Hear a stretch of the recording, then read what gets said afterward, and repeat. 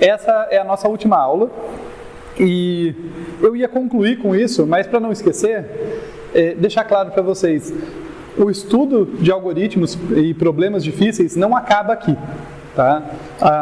Com os cursos que vocês viram ao longo da formação de vocês até agora e com esse curso, vocês têm uma base ampla ali nos principais problemas, algoritmos, estruturas de dados, técnicas de programação. Mas existe todo um mundo de problemas difíceis e algoritmos não triviais e várias abordagens para atacar esses problemas. Tá? Que é o que dá nome ali, identificando e tratando problemas NP difíceis. Essa não é a única direção, inclusive, tá? Embora seja uma direção muito ampla, identificar e tratar problemas NP difíceis é uma direção muito ampla para expandir o estudo de algoritmos, porque problemas NP difíceis, como eu vou mostrar ao longo da aula de hoje, são bastante relevantes, surgem em inúmeras situações práticas, então tem tanto um interesse teórico sobre eles, de resolver um problema matemático mesmo, quanto de inúmeros cenários que eles modelam, tá? Cenários importantes aí para diversas aplicações que eles modelam. Tem outras direções ainda que a gente pode expandir o estudo de algoritmos, mas essa é uma ampla, é uma importante.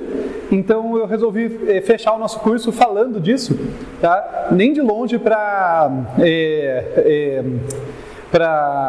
exaurir o assunto. Na verdade, mal vamos arranhar a superfície, mas pelo menos para deixar o gancho para vocês saberem que, olha, existem um monte de problemas interessantes na computação aí, que precisam de soluções não triviais e que existem inúmeras técnicas para atacá-los. Então, deixando isso claro, deixa eu começar aqui brevemente a recapitular o que a gente viu na última aula, tá? E, inclusive, para quem não viu a última aula, ela foi gravada também, eu vou conseguir editar, publicar. Veja, porque na última aula eu fui passo a passo falando o que são problemas NP completos. Não dando uma definição rápida, mas realmente vamos passo a passo entender o que é isso. E assim, a questão P versus NP, que tem a ver aí está intimamente ligada com os problemas NP completos, é a questão mais importante dentro da computação, é uma questão em aberto, é uma questão que transcende a computação, é uma das questões mais importantes da ciência, sabe? É daquelas questões que às vezes só fica sabendo quem está dentro de uma área, mas qualquer que seja uma resolução que a ciência seja capaz de dar para ela, vai transcender os meios científicos e tal. É uma coisa realmente bastante relevante e do nosso domínio de estudo. Então, assim, é importante que todo mundo que está fazendo uma formação em ciência da computação, engenharia da computação ou adjacentes, pelo menos uma aula, para ver direito essa questão, sabe? Não um vídeo de 5 minutos no YouTube, uma aula mesmo para entender, olha, uma vez na vida, pelo menos veja essa questão direitinho. A última aula foi esse o propósito. Como isso é muito importante e dialoga com esse tema da aula de hoje, eu vou recapitular os pontos chaves, tá? Agora muito mais brevemente. Então, quais são os pontos chaves aqui? Bem, quando a gente vai resolver um problema, a gente quer, normalmente, algoritmos eficientes. E uma definição comumente usada, que tem suas limitações, como qualquer definição matemática, mas que em geral funciona. Algoritmo eficiente é aquele que, no pior caso, leva tempo polinomial. Quer dizer, no pior caso, para qualquer instância que ele for atacar, ele nunca vai levar tempo maior do que um polinômio, no tamanho da entrada. Então esse n aqui corresponde ao tamanho, o número de bits que eu tenho que representar a minha entrada, elevado a um k constante. Normalmente isso é o que a gente pensa por eficiente. E daí, quando a gente fala de algoritmos eficientes, vão ter problemas para os quais a gente conhece e para os quais a gente não conhece. Isso que é a questão central que a gente abordou na última aula. Só para formalizar um pouquinho aqui, eu vou falar para vocês sobre problemas de decisão. Tá? Muito informalmente, a resposta é sim ou não. Tá? É isso que a gente vai entender aqui informalmente por problemas de decisão. Um problema em que a resposta é sim ou não, para vocês verem que a gente já tratou problemas de decisão ou já tratou problemas de decisão, ou pelo menos tratou problemas que eu posso pensar neles como sendo de decisão. A gente viu muitos problemas em que eu queria a melhor solução, né? A gente, por exemplo, trabalhando com o problema da mochila, que é um problema super importante, tinha a questão ali de, olha, qual que é o máximo valor de itens que eu consigo colocar na minha mochila sem estourar a capacidade? A versão de decisão desse problema seria: eu consigo colocar, fazer, respeitando a regra, uma mochila que tem valor pelo menos K, para algum K que eu passo na entrada. Então eu transformei um problema de otimização, eu queria a melhor, né, a mochila com maior valor, de repente transformei aquilo num problema de decisão, em que eu quero saber se tem uma mochila com valor pelo menos um certo parâmetro. Tá? Então, em geral, isso é só um exemplo, mas em geral a gente consegue, por vários problemas que a gente trabalhou, fazer uma versão de decisão deles. Isso não é uma limitação tão grande quanto parece a princípio, né? Pô, resposta só sim ou não. Mas como eu posso fazer essa parametrização, acaba que muitos problemas eu posso ter uma versão deles aqui. E daí os problemas de decisão vão ser relevantes para a gente, para os conceitos que eu vou apresentar aqui, né? Embora na última aula talvez tenha sido até um erro, eu falei com tudo com muito mais calma e tal, da questão P versus NP, mas eu passei meio de modo nebuloso sobre isso, tá? Então, de novo, só recapitulando, olha só, classe P, aqui a classe de problemas P, são os problemas para os quais são conhecidos algoritmos eficientes. Tá? Então, um problema está em P se tem algoritmo eficiente. Tá? No caso, problemas de decisão, e por isso que eu apresentei isso aqui antes, com algoritmo eficiente. Em geral, esses são os problemas que a gente está de boa, né? Tipo, olha, você pode me passar ali, eu tenho um algoritmo exato, que em tempo polinomial, em geral rápido, eu comentei com vocês, se o K for muito grande, na prática não vai ser rápido, mas em geral, a gente consegue ali um polinômio não muito grande, consegue resolver as instâncias desse tipo de problema num tempo razoável e ter a solução ótima. Legal. Isso são os problemas que estão em P. E daí, na última aula, fazendo a conexão, eu dei uma perspectiva histórica para vocês, né? De que assim, olha, no início da computação, tá? No nascimento da computação, como a gente tinha computadores para fazer esses cálculos lógicos e aritméticos muito rápido, a gente começou a procurar a solução para inúmeros problemas, tá? Então o problema surgia num certo domínio de aplicação, tinha uma relevância, parecia interessante, tentava achar algoritmo para ele. Para alguns se encontrava, para outros não. Persistentemente, apesar de inúmeras pessoas brilhantes quebrarem a cabeça e tentarem inúmeras técnicas e tal, alguns problemas a gente não achava algoritmo eficiente.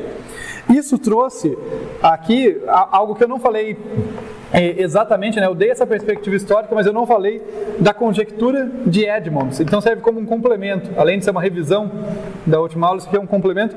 A conjectura de Edmonds de 1965, em que ele conjecturou o quê? Que o TSP, o problema do caixeiro viajante, Traveling Salesman Problem, que é talvez o problema de otimização combinatória mais famoso que exista, provavelmente é, ele conjecturou que o TSP não tinha algoritmo eficiente. Que não existia algoritmo eficiente para ele. Vejam que interessante, né? Em 1965, muito tempo atrás, né?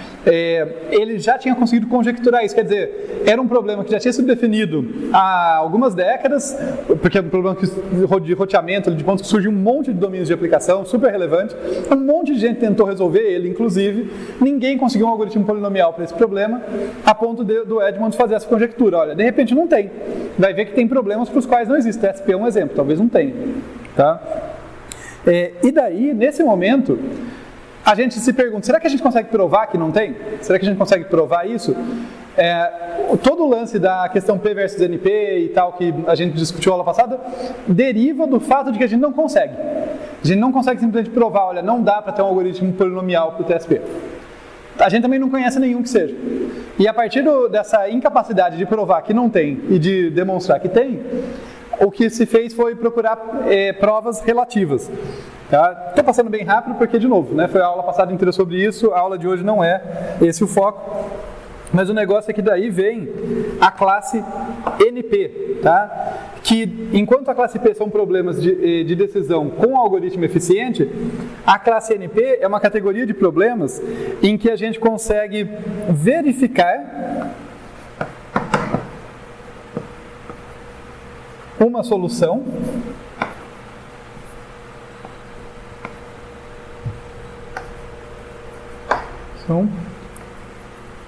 de modo eficiente. De novo, estou usando eficiente que eu defini aqui, né? Quando eu falo eficiente, quer dizer em tempo polinomial. Novamente, dá o exemplo com o problema da mochila. Então, a gente tem o problema da mochila em que eu quero preencher uma mochila com o maior valor possível, né? Respeitando as restrições. Daí eu vou falar da versão de decisão dela. Agora eu quero saber se existe uma mochila, existe uma forma de preencher uma instância lá da mochila, de modo que eu tenha valor pelo menos K. Essa é a versão de decisão. O que significa estar em NP? Significa que se eu te der um preenchimento da mochila, você não precisa saber como preencher, mas se eu te der um preenchimento, você fala, ó, pega esse item, esse você não pega, pega esse. Então você consegue rapidamente somar o peso dos itens e saber se aquilo é uma solução válida, se aquilo estoura a mochila ou não estoura. Se não estoura, você consegue somar o valor dos itens e saber se aquilo lá supera K ou não. Né, Então, percebem que a gente não sabe nada sobre como resolver o problema da mochila. Mas a gente consegue verificar, dada uma solução daquele problema, se ela atende aquele critério. Quer dizer, se a resposta do problema de decisão for sim, a gente consegue falar, ó, sim, tem uma mochila com tal capacidade, porque me deram ela e eu verifiquei, é uma solução válida. Né? Não sei encontrar a solução, mas é uma solução válida. Né? Ok, então a classe NP ela é mais abrangente do que a P. Aqui eu exijo, né, aliás, toma cuidado com as palavras, é justamente essa a questão P versus NP. Né? A princípio parece, a restrição aqui é maior do que aqui. Aqui eu exijo que tenha um algoritmo eficiente para resolver. Aqui eu só exijo que eu tenha uma maneira eficiente de verificar uma solução. Tá? E daí, temos aqui a classe NP e a classe, chegando nela, NP completo. Né? E para um problema ser NP completo, ele tem que satisfazer dois critérios. Tá? Um problema que é NP completo, se Q pertence a NP, quer dizer, ele satisfaz isso aqui. E essa segunda restrição, que é a restrição mirabolante, impressionante, todo problema em NP é redutível a Q. Tá? E daí eu vou lembrar vocês o que é redução. Tá? Então estamos passando aqui os pontinhos, né? O que é redução de A para B, reduzir um problema A a um problema B. A ideia é, eu consigo pegar, eu gosto de fazer visualmente aqui, tá?